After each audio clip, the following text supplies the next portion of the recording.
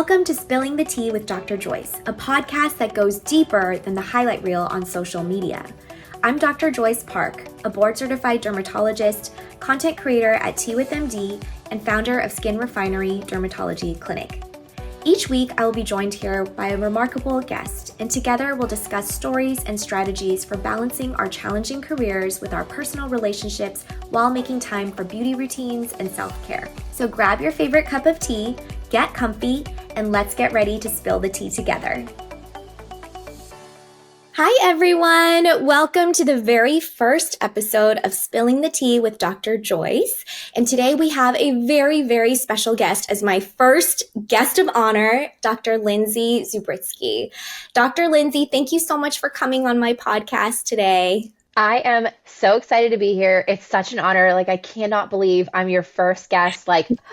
I cannot wait to spill the tea at Tea with MD. This is perfect. I'm ready. Today it's more coffee with MD, but I came prepared. Same. I know. We're both moms. We are exhausted. We have our coffee ready to go. We're ready to go. So before we begin, I just wanted to give a brief one-liner about spilling the tea since it is the first episode. So I basically wanted to create this podcast where I can bring on guests to talk about our careers, since all of us are trying to make it in our careers, climb that corporate ladder, or maybe pave our own path. Make time for relationships, whether that's romantic or with friends or family, and all the while balancing time for self-care and beauty and working out. And Dr. Lindsey, you are killing it. So before I dive into the questions, I'm just going to read a brief bio for you because, you don't need any introduction. But I put this together and I'm going to go over it. So Dr. Lindsey Zubritsky, aka Derm Guru on social media, is a board-certified dermatologist practicing in the Mississippi Gulf Coast. She's originally from Pittsburgh, Pennsylvania. She graduated summa cum laude from Washington and Jefferson College in Pennsylvania, did her medical school training at Penn State College of Medicine, and she was part of the prestigious AOA, Alpha Omega Alpha Honor Medical Society. She completed her dermatology residency at University of Cincinnati Medical Center, where she was, of course, chief resident. And today she practices in Mississippi, where she lives with her husband, who's also a physician, and her 2 daughters. She has built up an incredible social media presence where she educates over 1.5 million followers around the world, which is a mind-blowing number, on skin, hair, and nail health. And she truly is a trailblazer for us in dermatology. She inspires me every day, and I am so happy and excited to jump into this conversation with you. I can't wait. I feel like, number one, I don't think a lot of people know this, but we're friends in real life. We've met, we text, on the regular. So this is just a chat amongst girlfriends. Yes, it really is. And I think that's kind of what drew me to starting this podcast in the first place, was because I realized I have so many cool girlfriends who have really neat stories, whether they're, building their own unique paths, building their own unique careers, or finding some other way to do things that haven't been done that way before. So really, really excited for this. I think unique is a really important word for people in our business because most doctors don't follow the paths that you and I and a lot of our social media friends are taking. So I find it very interesting, and I hope a lot of people find this topic also to be as interesting as we do. I think so. So, just to start at the beginning quickly before we delve into more of the social media aspect, when you were growing up, did you always know that you wanted to be a physician? And were there certain influences in your life that shaped you and pushed you towards this type of career in medicine? What is wild to me is I've always known it. Since I was in elementary school, I go back to some of those, papers that you do or little artwork. What do you want to be when you grow up? And it was either literally I said dermatologist or archaeologist. So, but everyone says archaeologist. So I don't think that counts. But I just always loved skin. And I think that it's something since I was little has really kept me on a really incredible path because I always knew how difficult it is to be a doctor. So it's even when I was in elementary school, kept me focused, kept me working hard on my academics. always pushed me to be better and to be the best that I could be. Wow. How did you even know about dermatology? Like, I don't think I even knew what dermatologists were. And also, I never wanted to be an archaeologist. I wanted to be a park ranger, which to me now, as someone who only like doesn't even do glamping, I think that's like really funny. I also would love to be a park ranger. I mean, that sounds super fun, but I feel like if I ever retire from this, I do want to be like live somewhere in the mountains and just, greet people at the entrance of a park. Doesn't that sound great? It does sound great. I mean, my son wants to be a garbage collector, so I'm encouraging him to pursue his passion, whatever they might. Yeah, anyway, someone in my family had a diagnosis of melanoma, and, I had to watch them go through that. But what was really wonderful was to see that they were able to be cured from it. And so I always kept in the back of my mind how important it was that that dermatologist was able to save that person's life, essentially. And then I had my father also had cancer, but he had lymphoma, and unfortunately, I don't think a lot of people know this. He passed away from it when I was in my 20s. So I went into medical school thinking, oh, I definitely want to do something with oncology. I want to help people that have cancer, and so I did an oncology rotation, and it was the saddest thing I've ever been through. It is, you have to be a very, very strong individual to be able to deal with that kind of pain and suffering every day. And I think I just took that home with me. And while I really wanted to pursue that field, it just reminded me too much of my dad every day. And I'm not that strong of a person emotionally to do that. But then in dermatology, I thought back to that other family member who also had cancer that was successfully cured. And so I thought, wow, this is my path. This is my calling. I can really help people. And my favorite thing to do in clinic is, when I give that, not favorite, but when I give that diagnosis, like, hey, you have a cancer, but I always follow with, but good news, we can fix it, we can cure it. For the most part, things like basal cell, squamous cell, those are things that if caught early, we can treat that. And that's just really wonderful news to give people. Like, I am always just a very upbeat, positive person. And so when you have to deliver such devastating news of you have cancer, I love to follow that up with some positivity. So I love that about dermatology. And there's so many aspects of dermatology that I love. But I only share a little sliver of that on social media. And I think a lot of us really do, because the mass consumer really wants to know about skincare, but they don't realize just how medically based and academically based dermatology is. 100%. Yeah. And I'm really sorry to hear about your dad. And thank Thank you you. for sharing that with us.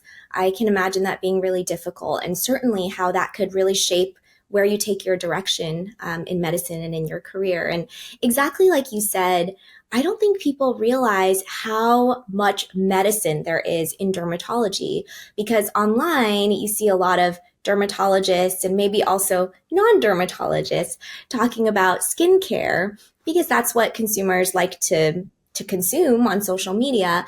But really, cancer medicine, like skin cancers, is a huge part of dermatology clinic, along with autoimmune disease, infectious disease. I mean, and we cover skin and hair and nails. And so there's a whole breadth to dermatology that I think Mhm. is not always shown on social media, that people don't quite understand. I agree. And I think that doing something like this really just shows, especially all of us on social media, just how much more depth there is to our knowledge and our training.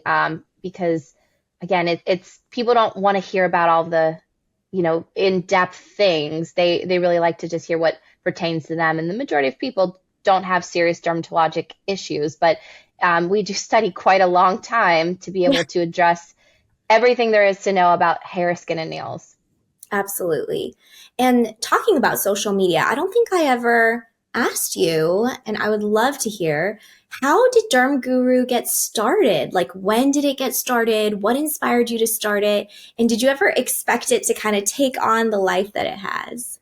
Yeah, so I think you might be surprised to hear this because I don't think I've told you this, but I've told Jenny this, is both you and Jenny, who is Derm Talk, inspired me. So I always looked up to you guys. I thought, wow, like they have such cool platforms. I love what they're doing. I love that they're educating. And I just felt like I had so much that I wanted to share. And all of my friends had so many questions. And I thought, oh, this is pretty popular. People really want to know what I have to say. So I just thought, let's do this. It was a huge jump. And I am kind of an introverted person and I don't like being center of attention and I don't like going on camera, but I just thought, let's do it. And even every day, I still get nervous doing it. Even sitting in my bathroom talking to a camera doesn't come naturally to me.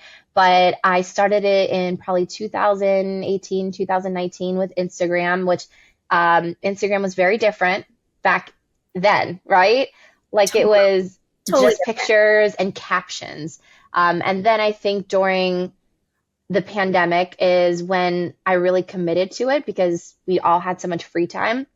And I really made the jump to things like TikTok and more video based content, which again, a lot of people weren't doing at the time. I really do think back and people, it was, I mean, you were one of the first dermatologists on TikTok, you and Munib and Chris Tomasian and Mamina and a few others. Like it was a new, bold thing to do. And I give you a lot of credit because at that time, a lot of dermatologists and physicians in general were giving dermatologists and physicians on TikTok, a lot of slack for it and making fun of them and saying that it's ruining your reputation. But look where we are now. I mean, we're years down the line and it's the way to reach your patients. And I think it's just even the American Academy of Dermatology and every other society is jumping on board. Like we need to make videos. We need to combat misinformation. So yeah, I know that's a little off topic,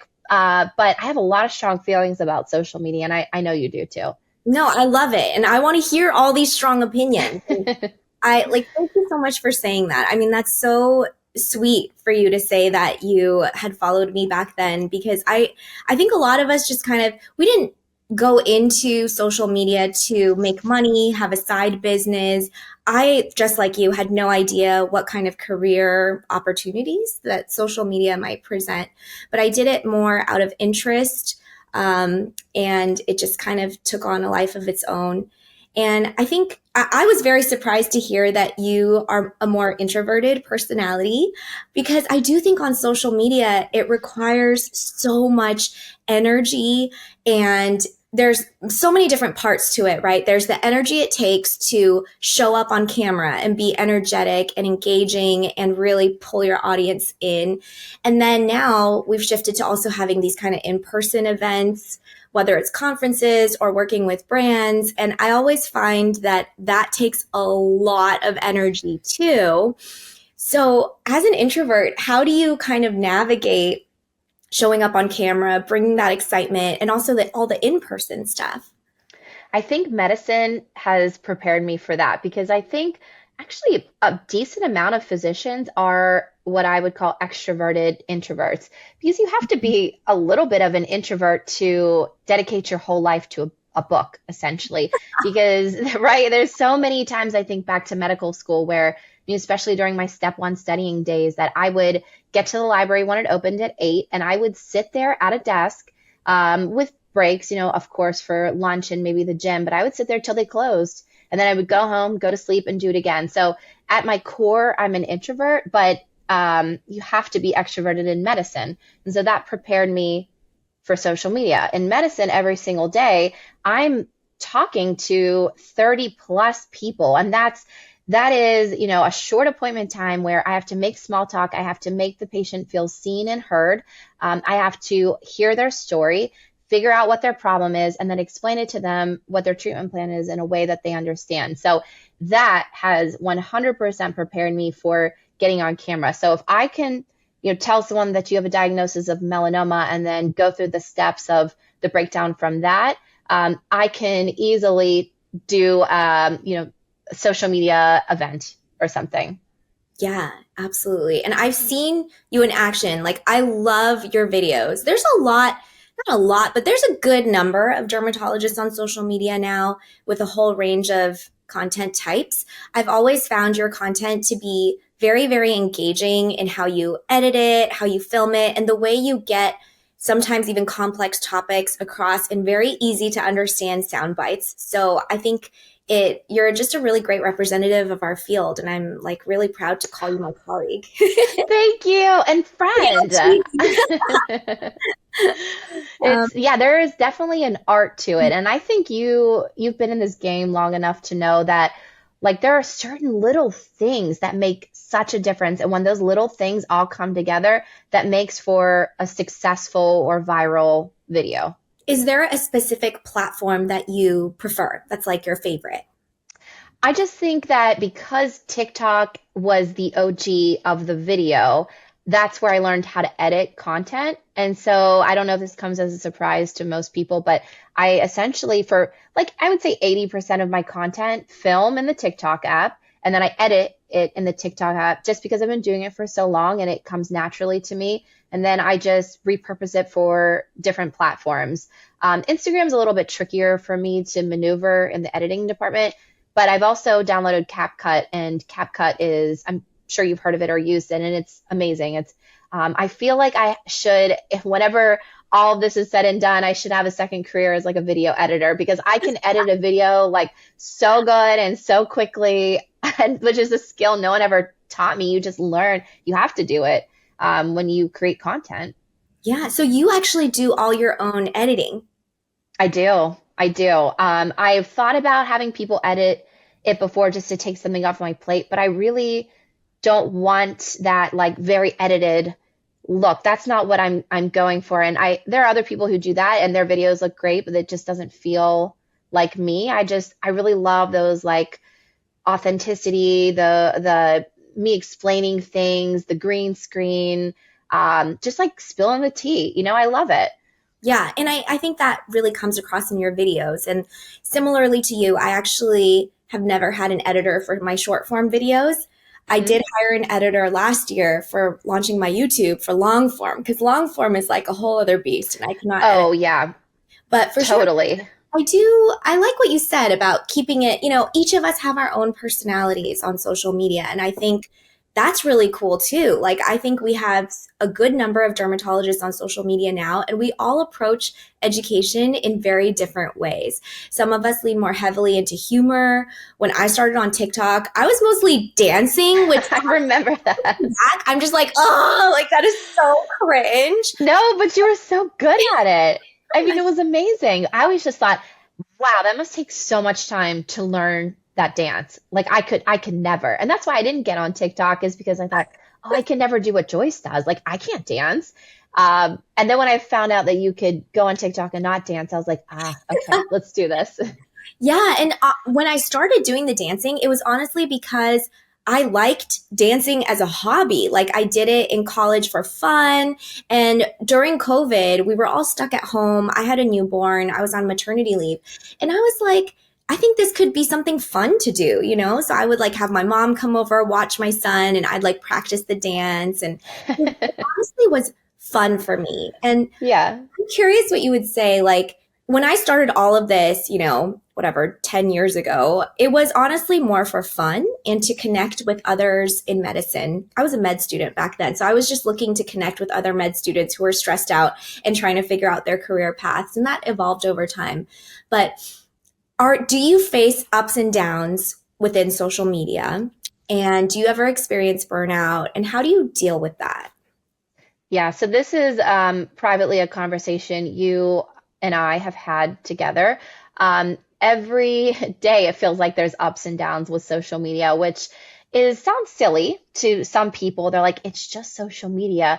But to us, it's become a full-on second career and it has changed our lives. And so when you're given that platform, when you're given that power to speak to so many people, there is a huge responsibility that comes with it. And also at the end of the day, I think people like forget that we're human and that we're real individuals that read these comments, and like you can sit behind a computer screen and be faceless and say whatever you want, but we're real people who has to read those very, very mean comments. And like we are moms, we are wives, we are friends, we are sisters, we are daughters, we are dermatologists. Like we are doing we're giving this information that we spent all of our lives learning out for free. And then to have people just, say such negative things about you is really, really difficult when you're putting your soul into this. When time on social media is taking me away from my babies, and to just receive so much negativity, it absolutely leads to burnout, quite a bit.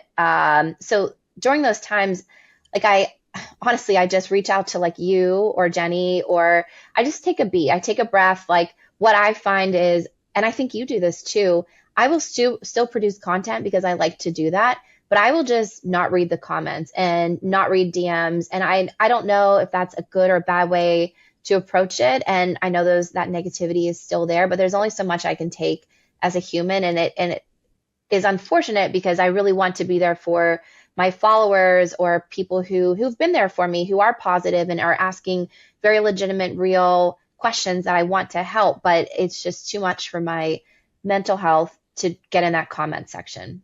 Yeah, I completely agree with you. And the hardest part actually is when a video goes viral, it reaches all these people who have no idea who you are, whether or not you're a doctor or not. They don't care that you are a mom, a wife, and Hmm. they just are vicious. So I learned that, like you, kind of early on TikTok, when at first it was just for fun, and then one of my videos went really viral, and I was initially happy. I thought, oh, it's getting a lot of comments, but the comments were the meanest comments Yeah. I've ever read in my life, and they were all Yeah.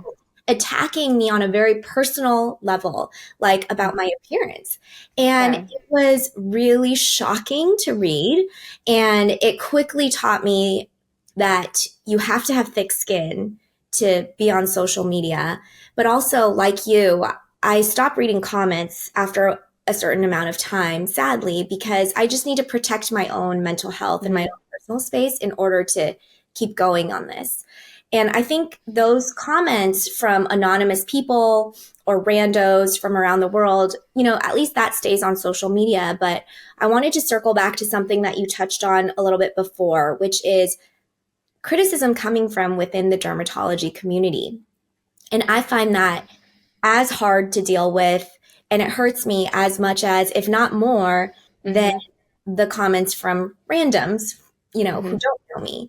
And, what would you say to others in medicine or in dermatology who perhaps don't understand what we're doing, or they think that we are showing a lack of professionalism?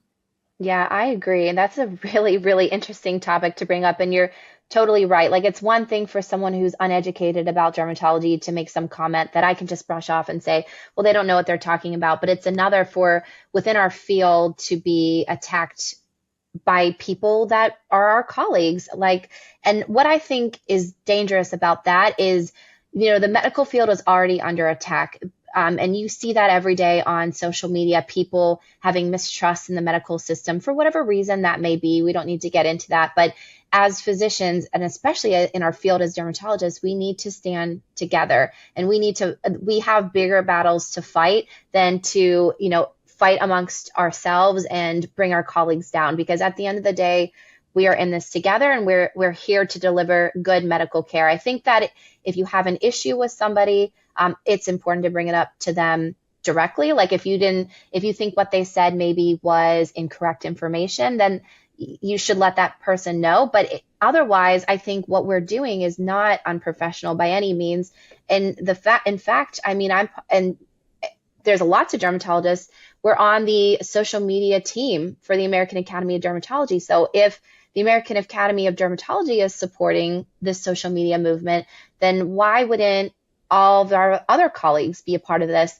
And I also think it's just really important for maybe older colleagues who don't believe in social media to realize, like, millennial and younger and Gen Z and Gen Alpha, they are turning to social media for medical advice. Like, they're not going to call up their doctor for help. They're going to Google, like, I have these bumps on my skin. What is it? Oh, it's perioral dermatitis. Oh, what? And then go into TikTok, perioral dermatitis treatment. What do you want to come up? Do you want it to be us giving real medical help and advice? Or do you want it to be some random skin influencer who's never had any training in their life promoting something that's going to worsen their skin?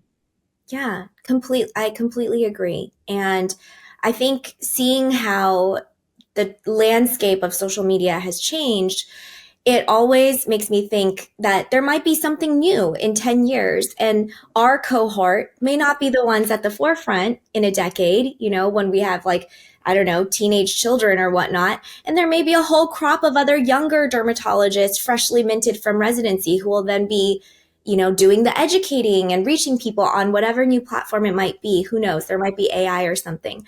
But I would be supportive of it because Hmm. as doctors, we must evolve. We must change Hmm. with the technology. We have to meet our patients where they are. And, doctors have been doing this for decades. It's just that they used to educate the public through more traditional forms of media like broadcast TV, radio, print journalism.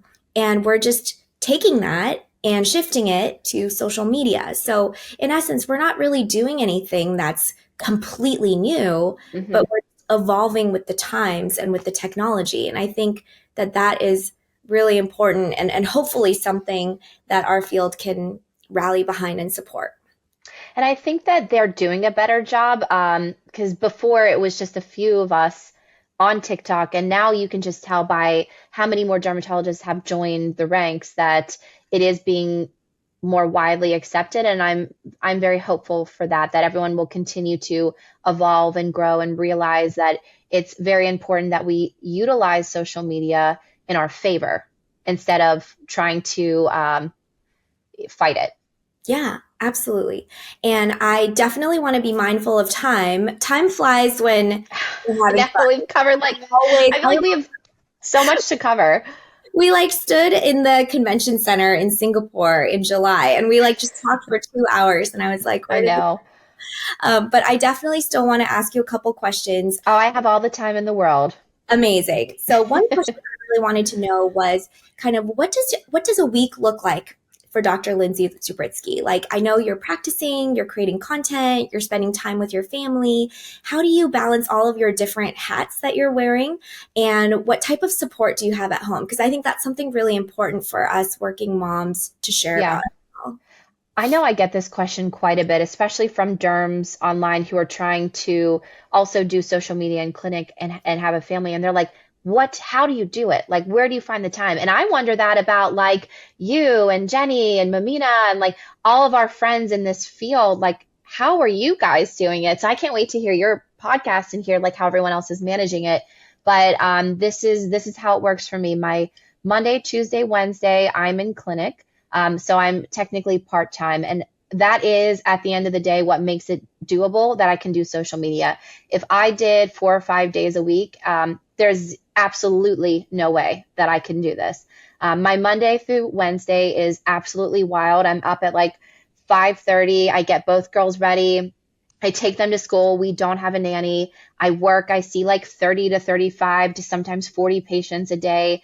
And I am very obsessed with sleep and working out. So I get every single night 8.5 hours of sleep and I work out 5 to 6 days a week. I go to CrossFit. So the way that I make that work is I finish seeing patients at 4. I go to the gym. I make a CrossFit class from 4:30 to 5:30. And then my in-laws, which we're very lucky to have them, they live down here. They moved down here with us. They'll pick the girls up from school. And then they'll have them fed or whatever. They just play and they have a good time there. I pick them up on the way home from CrossFit. And then our night is just, a typical crazy mom of two night, bath time, tantrums, dinner, bedtime routines. And so I finally get them all down at around 8. And then maybe that gives me like an hour a day to work on social media. I will batch film all of my content on my days that I have off. So Thursdays and Fridays are for social media and events and traveling and meetings and whatever else I'm doing. And I will batch film my content. So throughout the week, I'll just keep a running note of what do I want to film, what's popular, what's trending. And I will just get my hair and makeup ready and I will film for like 4 or 5 hours. I don't do this every week. Because I don't have time to do it every week. I mean, some days I'm just meetings and traveling and events, but I will sit down, I will get it all done, and then I will just have all this raw material that I'll edit whenever I get a free second. So, say I drop the girls off in the morning at 7:30, I'll park. This is crazy. I'll park in like a gas station parking lot before I have to see patients, and I'll sit there and I'll post and I'll edit and I'll reply to comments and I'll just like go crazy really quickly. And then I go to work and there's not a second for me to do that when I'm seeing patients. So I can make this work essentially because I have my in-laws down here in case of emergencies, but we don't have a nanny and I like to do a lot of things myself. I only work 3 days a week in clinic. And while my husband is a cardiologist, he works for the Air Force Base. So it's a little less intensive than what a normal cardiology job would be. But still, he's a very busy physician. He's on call. He's taking care of very serious emergencies all of the time. So his job takes precedent over what I have to do because there are people's lives in his hands. So anyway, it's not the easiest. And I feel like there's never a free second ever, but I love it. And this is like the peak of my career and the peak of motherhood. And so there's nothing I'm willing to give up on. I'm not willing to give up on myself. I'm not willing to give up on me being a parent, and I'm not willing to give up on my career aspirations. Wow. That is really, really impressive and honestly very motivating for me because I'm like, I'm finally starting to get back into working out again. I've been very delinquent on working out during pregnancy, and I'm like, Yeah, but you're creating a human though. So like that's a lot of energy. So you could forgive yourself. I get a pass, I guess. But starting to get back into working out, and that's something that I do need to make a higher priority for sure. But hearing about how you're balancing all of your different jobs it really is mind blowing because I don't think people realize how much work social media is and how Mhm. it actually never ends. And my husband says this to me all the time because he'll see me, first thing I wake up in the morning, I'm like trying to post a video, respond to comments. And then last thing I'm doing before I go to bed is I'm like editing videos and responding to Mhm. emails. So it really never ends because the comments don't stop. You could always be creating, you could always be editing. It is a never ending job. And so I think hearing about how you block out time to do all your batch filming, that is really smart. And I think that's a really helpful tip for other dermatologists or other doctors who might be wondering, like, how the heck do I have time to do this with clinic and with social media? And do you have any tips for other doctors who are maybe trying to start out on their accounts? Yeah, so I mean, I think that's the thing that made me the most successful in being able to be consistent is realizing like you don't have to film every single day and to just really bring it to one like solid chunk of time and then do whatever you can whenever you can. But to grow on social media, I think one of the most important tips is consistency. So I think I see a lot of other people struggle with this and they're wanting to grow, but they're not consistent. So they're not showing up every single day.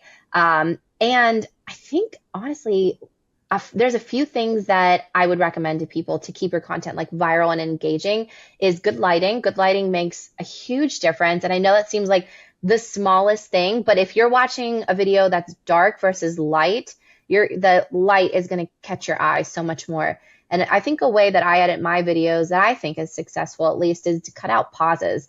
Like I know that I have that millennial pause. I watch it and it's cringy, but I've recognized what that is and I go back and I edit it out and it makes the video flow so much better. Like it's so much more engaging when there's no long pauses like this. Right. When you're speaking fast, you're speaking to the camera, you're keeping it flowing. That keeps people's attention. And then you also want to talk about things that people find interesting or they didn't know about. So a lot of the things that I'll do is like things you didn't know or stop doing this, which I follow some people who are social media experts and they say that the negative, which I think as we all know, negativity or something negative really catches people's attention. Like stop doing this. And you're like, wait, what am I doing? That's wrong.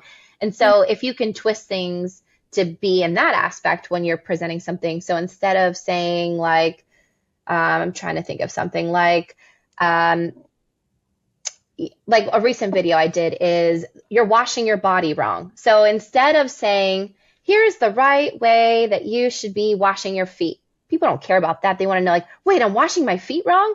So when you Yeah. twist it like that, people find it really, really interesting for whatever reason. And kind of back to what you said before, though, people also find um, the more controversial something is too, the more viral it goes. So I'm not saying post anything controversial, but that's when things tend to go viral, is when it's slightly controversial or it's something someone didn't know. You're adding to the conversation. You're filling a niche of something that people want to know about. This is gold right here. These tips are just like golden nuggets of advice from, I hope people find it helpful. and It I took me a lot of time of figuring that out. mean, I feel like you're the OG creator of the use this, not that. And I am, and everyone's doing it. I love that series. Thank I you. haven't really made as many videos in that vein because I'm very lazy and I like it's hard for me to screenshot all those photos and put a It video together. is. It is a lot of work. Series. And I can totally see why it goes viral every time because it's just really quick yet very high yield facts that people can Mm, easily apply to their own lives. So those were great tips. Thank you so much for that. of course. And one more question about your working out and your fitness, because I think that is really admirable. And I know that you played soccer in college. So sports have always been a big part of your life. How does working out and CrossFit, like, how does that fit into your life? Like, I know how it fits into your life in terms of scheduling, but what does that do for you? How do you make time for it? Does your husband also equally like working out and is he supportive of your fitness? Talk to me a little bit about that. Yeah, so working out and fitness has always been my way to relieve stress. So people ask me all the time, like, well, how do you get yourself motivated? And I think I'm just one of those lucky people that very much enjoys working out and I look forward to it. Like, I think about it all day. I can't wait to go. So it's not like I don't think I should be admirable because I enjoy it. It's like saying, oh, you ate a piece of cake today? Like, good job, which I do. I love cake, but I just really thrive off of that feeling of you pushing your body to as hard as it can go. And it's how I also prevent burnout. And I know that if I didn't do it every day, I wouldn't be able to be a good mom. I wouldn't be able to be a good doctor. I wouldn't be able to be a good wife because working out to me is how I can regulate my mental health. And when I physically feel good, I mentally feel good. And so it has never been a question that no matter where I am in my life, that exercise is a huge part of my life. And it's been like that since I was little. I met my husband in medical school, and he actually was a personal trainer before he became a physician. So we would work out together, and that's how we developed our relationship. And he also does CrossFit. So it's actually like a really nice 1 hour of him and I time that we'll have a couple of times a week where it's after work, it's pre-kids, where you just get to like be in a partner workout together, work out alongside each other. So I think it really strengthens our relationship and it makes me, again, a better human so that I can be there for everyone that needs me. Yeah, I love that. And I think oftentimes as moms, we really put ourselves as the last priority. And I see this across a lot of my friends. I see this across a lot of posts on Facebook groups where women, especially moms, are always like, after doing everything I need for everyone in the family, I just have no time for myself. Like, even like the bare bones basics, like, yeah, like working out or doing anything nice for myself. Like every single moment is taken up with chores or with work or with doing things for other people. So I think you bring up a really great point that you can't pour from an empty cup. And we say this all Hmm. the time in terms of putting ourselves last to take care of patients, but it's also true in our personal lives as well, that it's so important to take care of ourselves. Otherwise, we really cannot be the best wife, the best mom, the best Hmm. physician, whatever Hmm. role we play. And I love that you and your husband get to enjoy this activity together. that you both do CrossFit. I mean, that's so cool. It is. We're just very lucky that we have a support system that someone can help us with our children for a couple of days a week, just so that we can have that time together to continue to be a couple, because that is also something that goes to the side when you have kids and you're busy physicians. And I'm doing all this like social media things that also takes time away from him. So like your husband, he's always like, what are you possibly working on? And I say, it never ends. It feels like there's always more you can be doing when it comes to social media. So to have that like 1 hour that I can't touch my phone, I don't have to worry about my kids, that I could just focus on me and being with my husband is really wonderful. Yeah, no, I absolutely love that. Well, I am just so happy that we got to have this conversation today. Thank you for being honest, for sharing how you make things work, for sharing tips about social media. I feel like these are the candid conversations that we don't always get to have, and we don't always get to showcase this side of us on social media. And so I'm just really grateful that, that you came on my show today, that you're my first ever guest, and just really appreciate your time, Dr. Lindsey. Oh, I loved chatting with you. Again, we're friends in real life, so this was so cool and such an honor. And I love seeing you succeed. And you really are an inspiration. Like, we didn't talk about you very much, but I hope you do a whole podcast on just how you make it work and how wonderful you are and how hardworking you are, because you do so much. And I would love to hear about your journey into opening up your own online practice and how you manage just all the things that you do. But yes, congratulations and all your successes. And thank you for having me. Oh, thank you. Yes, I definitely will plan to share more as we go through this season, and, just looking forward to seeing all the amazing things you accomplish. And I can't wait until we are at a conference or at a work opportunity together again. That would make it so much more fun. I'm So, sure I will see you soon. thank you again. Thanks for Bye. having me. Bye. Thank you for joining us today for our real, unfiltered conversations. If you haven't already, don't forget to hit subscribe on your favorite audio podcast platform. And if you're more visually inclined, all of our video podcast episodes are available on my YouTube channel at Tea with MD. For more beauty and skincare content, don't forget to check out my Instagram and TikTok at Tea with MD. Remember, life isn't just about the curated content we see on social media. It's about these real conversations we have with each other. So continue spilling the tea with your friends, family, and loved ones. And together we can create a more open, connected, and authentic community. Until next time.